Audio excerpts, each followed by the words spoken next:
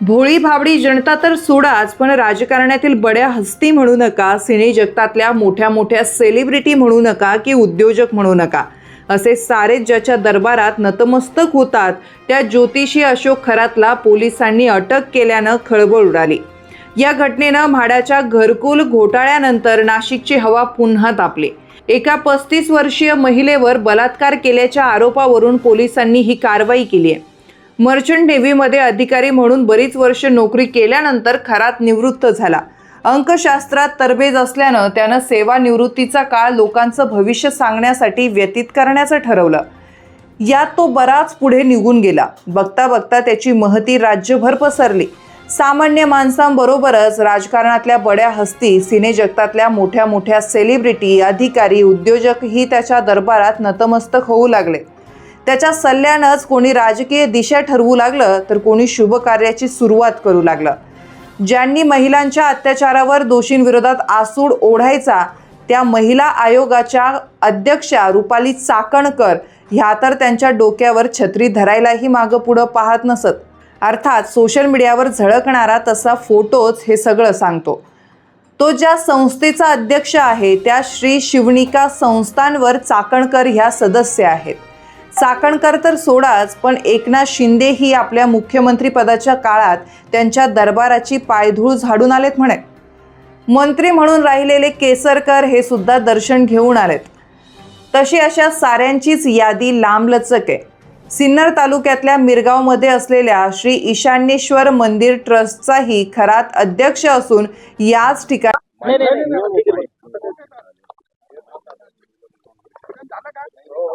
खाली करा, माईक खाली करा. तर कॅप्टन खरात यांना अटक केलेली आहे. काय नेमकी तक्रार होती आणि काय आपण कारवाई केली?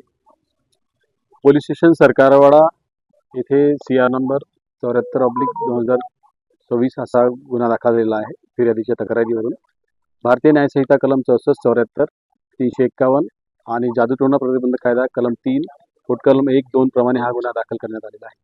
तपास चालू आहे. क्राईम ब्रांच युनिट 1 आणि गुंडा पथक तपास करीत आहे. काय तक्रार होती सर?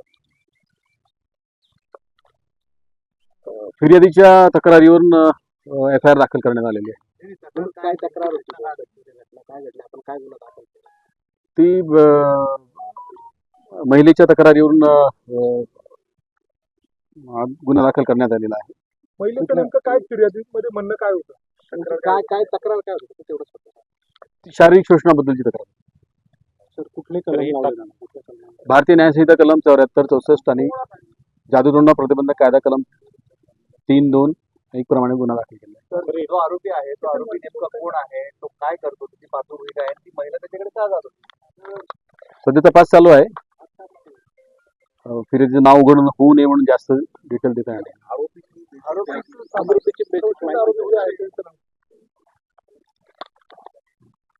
सध्या तरी नाव अशोक खरात म्हणून आलेलं आहे. किती महिलांच्या तक्रारी आहेत? सध्या एकच तक्रार. काय नाही, अजून काहीच निष्पन्न. जस्ट गुन्हा दाखल झालेला आहे. अजून तपास चालू केलेला आहे. ते ज्योतिषी होते, भविष्य सांगतात, अंकशास्त्राचा अभ्यास आहे अशी माहिती मिळते आहे. महिलांचं शोषण करत होते अशी चर्चा आहे. नेमकं आपल्याकडे काय तक्रार दिली होती आणि आपण काय पुढे तपास करतो? महिलेने जी तक्रार दिली त्याच्याप्रमाणे गुन्हा दाखल करण्यात आलेला आहे आणि अजून त्याच्या प्रोफेशन बद्दल अजून तपासात काही निष्पन्न झालेलं नाही. आज नेमका पहिलाच दिवस आहे. तपास सुरू आहे. तर काही व्हिडिओ देखील आहेत. मोठ्या प्रमाणात व्हिडिओ आपण जप्त केलेले आहेत. CCTV म्हणा किंवा इतर, त्याबद्दल काय माहिती? नाही, सध्या तपास सुरू आहे. अजून भौतिक कोणताही पुरावा आपण जप्त केलेला नाही. आरोपी एकच आहे की आणखी आरोपी? सध्या तरी आरोपी एकच आहे. महिलेने तुमच्याकडे जी फिर्याद सांगितली, त्या फिर्याद सांगत असताना तिने काय एलिगेशन केलेले आहे? महिलेने जी फिर्याद दिलेली आहे ती मी आपल्याला आत्ताच सांगितलं की तिने शारीरिक शोषणाबद्दल तक्रार दिलेली आहे आणि तिच्या प्रायव्हसीच्या कायद्याप्रमाणे जास्त ओपनली बोलता येणार नाही.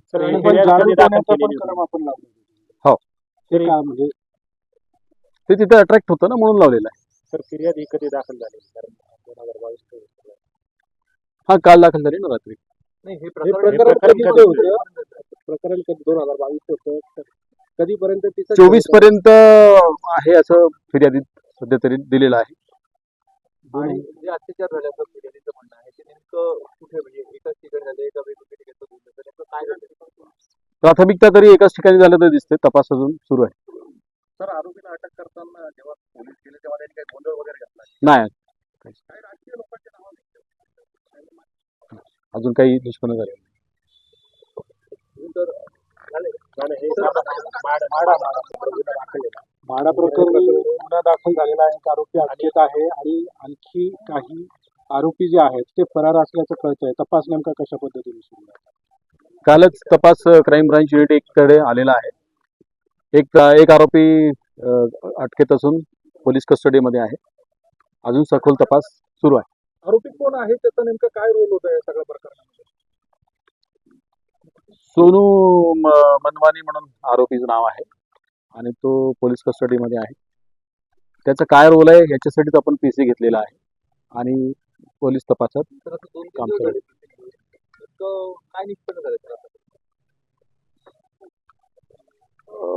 जे FIR दिलेली आहे FIRच्या दिशेने जे काही बनावट कागदपत्र तयार केल्याचं दिसत आहे त्याच्याप्रमाणे तपास चालू आहे. अजून असं ठोस असं काही निष्पन्न झालेलं नाही. तर काल पण एकाला चौकशीसाठी बोलवलं होतं.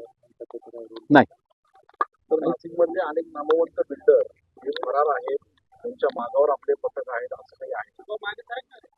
जितके पाहिजे असलेले आरोपी सगळ्यांचा शोध सुरू आहे. काही पथकं बाहेर पाठवले सर शोधासाठी? नाही सांगता येणार. एवढं मोठं प्रकरण आहे जवळपास 49 प्रकरणात एकच आरोपी त्यात आपल्याला सापडले तर बाकीचे आरोपी काय सापडले? तो तपासाचा भाग आहे की समजा शोध सुरूच आहे आरोपीचा. जो सापडला त्याला आपण अटक केलेला आहे. जितके असे आरोपी सापडेल सगळ्यांना अटक करण्यात येईल. काही आरोपींचे फोन वगैरे बंद येत आहे का? तुम्ही संपर्क तो करताय? तपासाचा पाठ आहे.